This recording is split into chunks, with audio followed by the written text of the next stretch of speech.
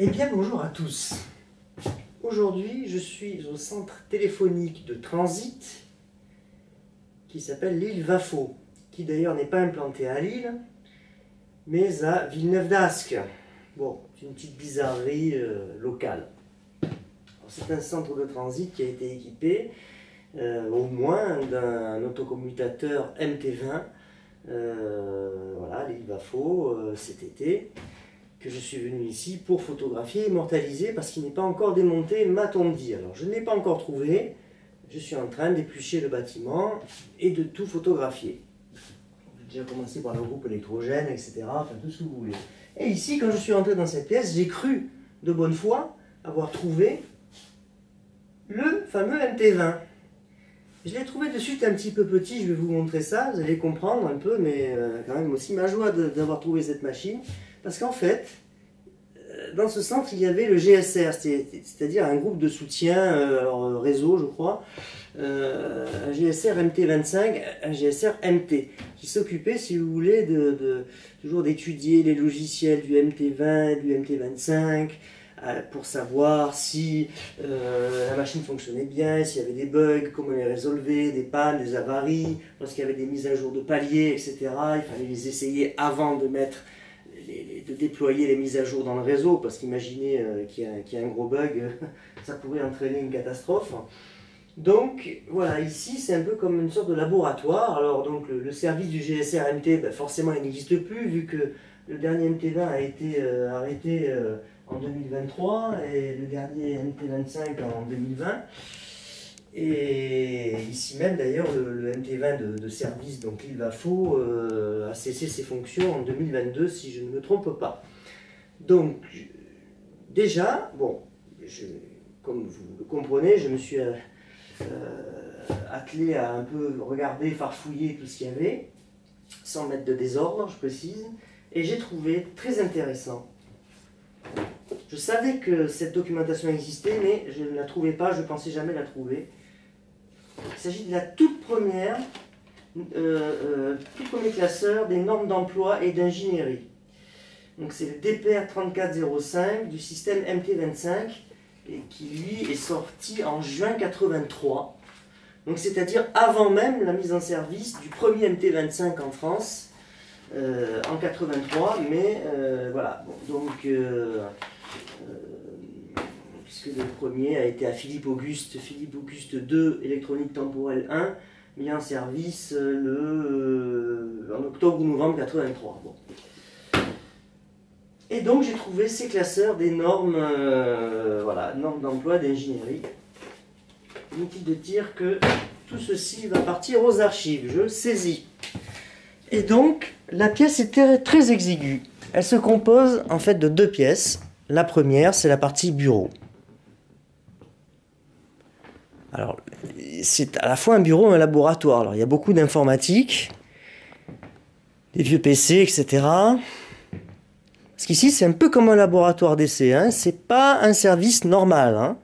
C'est pas non plus un service école. C'est un service où les techniciens, les agents étaient confrontés aux vrais problèmes. Voilà, dans le réseau téléphonique français, des MT20 et des MT25. Donc il y a tous les classeurs, ils ont évidemment la documentation de base, ça c'est obligatoire, en cas de problème on se plonge dans les listings, les plans, etc. Bon, on retrouve de l'informatique antédiluvienne, bon, il y a une trentaine d'années, c'est pas non plus... mais ça vieillit pas très bien, là. Ça jaunit, enfin bref. Des cartes de rechange, les classeurs de documents, alors plus ou moins intéressants à archiver, bon... Voilà, donc ça c'était leur bureau, ça faisait un peu tout, bureau, salle de réunion, atelier. Et là on rentre dans le local de la maquette. La maquette elle-même, maquette MT25. Hein.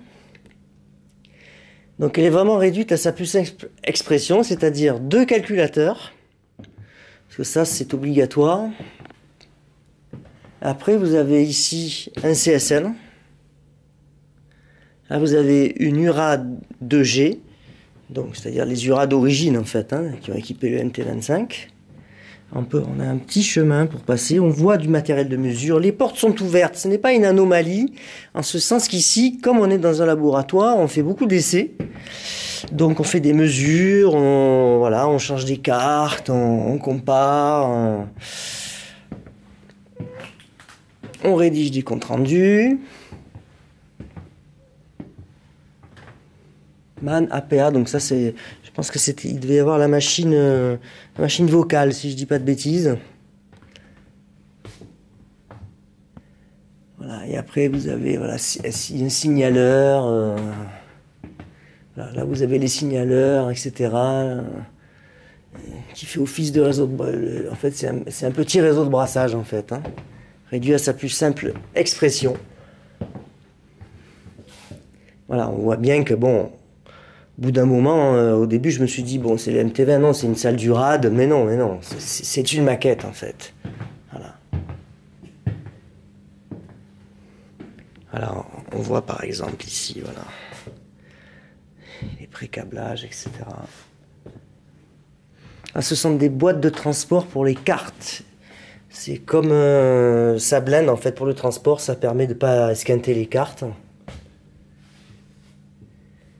Ici, nous avons encore un morceau de CSN, si c'est bien un CSN. À moins que ce soit un CSE, je pourrais pas, comme ce n'est plus écrit dessus, je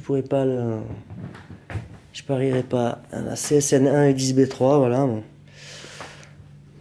fait, un CSN, il fonctionne avec ce qu'on l'associe. Hein. Voilà, donc on voit bien que c'est écrit MT25, voilà, c'est écrit dessus. Alors la salle est exiguë, hein. Bon, pour prendre ça en photo, j'ai fait ce que j'ai pu, mais c'est vrai qu'on ne peut pas faire grand chose malheureusement.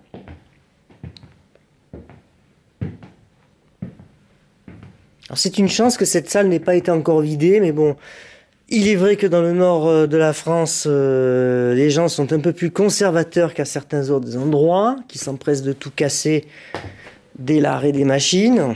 Il y en a qui ont que ça à foutre, hein. Donc là, c'est encore en place, et du coup, je peux sauver cette magnifique documentation PTT, parce qu'elle est encore PTT. Voilà. Il y a du SO2E. Ministère des PTT, à l'époque, ça ne plaisantait pas. Hein. Alors, on était dans le sérieux.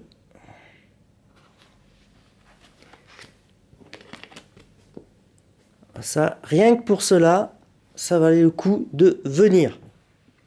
Rien que pour ça.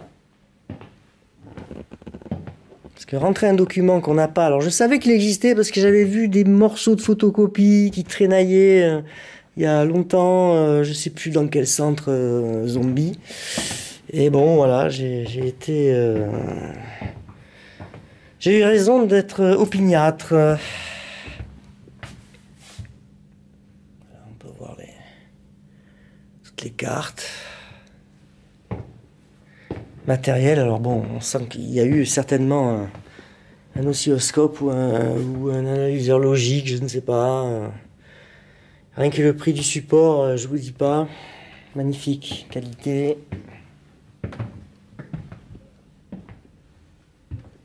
Là, il y a tout un tas de cartes, des bandes magnétiques. Alors ça, les bandes magnétiques, normalement, c'est pas pour le MT25 comme ça. Hein. Ça je crois que c'est pour le 10B3, mais bon. Alors, je vais regarder quelque chose, parce que d'un coup, là. SK03, SMT. Ah ben, alors en fait, je viens encore de faire une nouvelle découverte. Il n'y avait pas qu'une maquette MT25, donc avec ces deux calculateurs A et B, il y a aussi une maquette E10B3. Et oui. Alors tout est concentré. On voit ici qu'il y a des SMT, SMX, il y a un peu tout, SMMA, voilà, donc la station de maintenance A, SMMB, station de maintenance B, les SMC, bon, enfin bref, donc il y a tout, si vous voulez, un modèle réduit dans une seule B. C'est un mini E10B3, donc je comprends maintenant pourquoi, je vois écrit CSN E10B3, voilà, c'était pas ça, ce n'est pas un vulgaire CSN, c'est une machine miniaturisée, voilà. Extraordinaire. Donc il y a deux maquettes. Bon, elles sont toutes évidemment hors service. Là, il n'y a plus rien qui fonctionne, hein, ça se voit. Voilà, voilà, voilà. Bah écoutez, bon, j'espère que cette petite visite vous aura plu. En tout cas, elle m'aura été instructive. Et elle sera bénéfique pour les archives du groupe Orange. Alors, il y a encore un tas de classeurs. Alors après, bon, il y a de la bidouille, vous savez, c'est des trucs imprimés n'importe comment. C'est pas le document authentique collector tel que je le cherche et que je le trouve. Eh bien, écoutez, bonjour chez vous et je vais continuer mon petit reportage dans Vafo et peut-être plus. Voilà.